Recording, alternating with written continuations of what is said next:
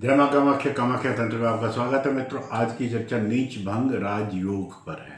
ज्योतिष के अनुसार कुंडली में ग्रह उच्च राशि, मूल त्रिकोण राशि, स्वयं राशि, मित्र राशि, सम राशि, शत्रु राशि और नीच राशि में उपस्थित होता है।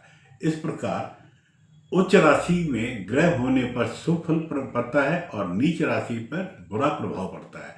लेकिन कई बार कोई नीच ग्रह इस तरीके से बैठा होता है कि उसकी नीच अवस्था समाप्त हो जाती है और वह प्रबल तौर पर राजयोग कारक ग्रह बन जाता है। उसे वैदिक ज्योतिष में नीच भंग राजयोग कहते हैं। इस योग में रंक को राजा बनाने की क्षमता होती है। यदि आप कुंडली में ग्रहों से बनने वाले योगों को समझना और जानना चाहते हैं तो इस श्रृंखला के सभी वीडियोस को जरूर देखें। कुंडली में नीच भंग राजयोग का निर्माण।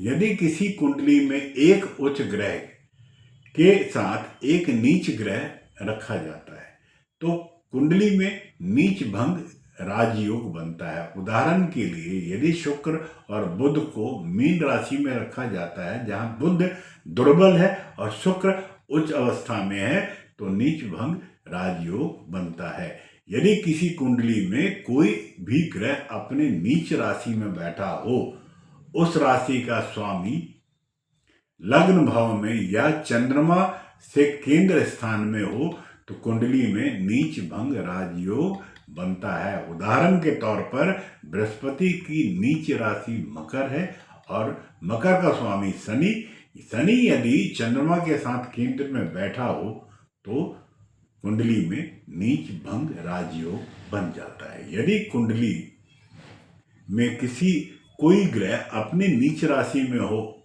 और उस राशि में उच्च होने वाला ग्रह चंद्रमा से केंद्र में हो तो नीच राजयोग बनता है। उदाहरण के लिए शनि की नीच राशि मेष है और सूर्य की उच्च राशि मेष है। सूर्य चंद्रमा से केंद्र स्थान में हो तो इस राजयोग का निर्माण होता है। यदि किसी की कुंडली में नीच ग्रह के स्वामी की दृष्टि भी किसी नीच ग्रह पर हो तो भी नीच भंग राजयोग बनता है। जैसे बुध की नीच राशि मीन है और मीन का स्वामी गुरु और गुरु की दृष्टि बुध पर पड़ती हो तो नीच भंग राजयोग बन जाता है।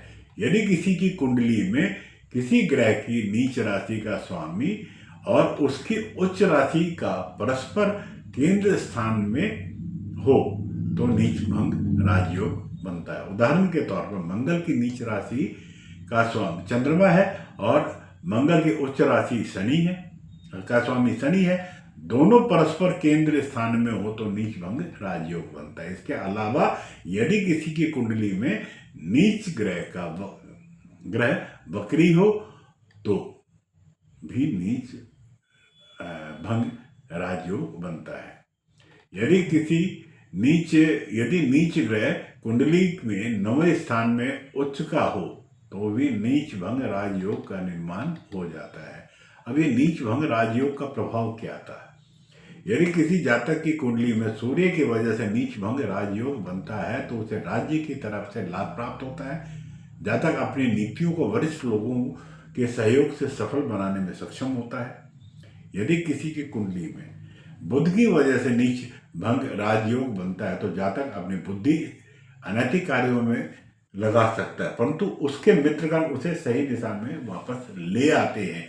यदि किसी की कुंडली में चंद्रमा की वजह से नीच भंग राजयोग बनता है तो जातक काफी भावुक होता है, जल्दी से विश्वास कर लेता है, करने वाला बन जाता है, जिसकी वजह से उसको कई बार विश्वासघात भी मिल सकता है। यदि किसी कुंडली में मंगल की वजह से नीच भंग राजयोग बनता है तो जातक अधिक उग्र हो सकता है और जल्दीबाजी में गलत फैसले भी ले सकता है। हालांकि जातक को सरकारी नौकरी मिल जाती है, प्रॉपर्टी से लाभ मिल सकता है। यदि किसी की कुंडली में शुक्र की वजह से नीच भंग राजयोग बनता है तो जातक को प्रसिद्धि और पैसा मिल सकता है। जातक के अंदर अहंकार आ सकता है, वो दिखावा करने वाला हो सकता है। यदि किसी की कुंडली में गुरु की वजह से नीच रंग राजयोग बनता है तो जातक बुद्धि ज्ञान में वृद्धि होती है और वो कार्य कुशल हो सकता है। यदि किसी की कुंडली में शनि की वजह से नीच भंग राजयोग बन रहा है तो जातक कार्य कुशल के साथ साथ व्यवहारिक भी हो सकता है। मित्रों, आज की चर्चा नीच भंग राजयोग के बारे में थी।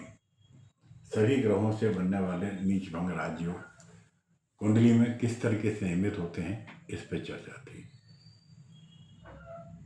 इस चर्चा को यहाँ संपन्न करता हूँ और आपसे पुनः अगली चर्चा में एक अनेक विषय लेकर आपके सम्मुख उपस्थित होता हूँ। तब तक के लिए आज्ञा दें। जय मां कामाख्या। आपका दिन शुभ हो।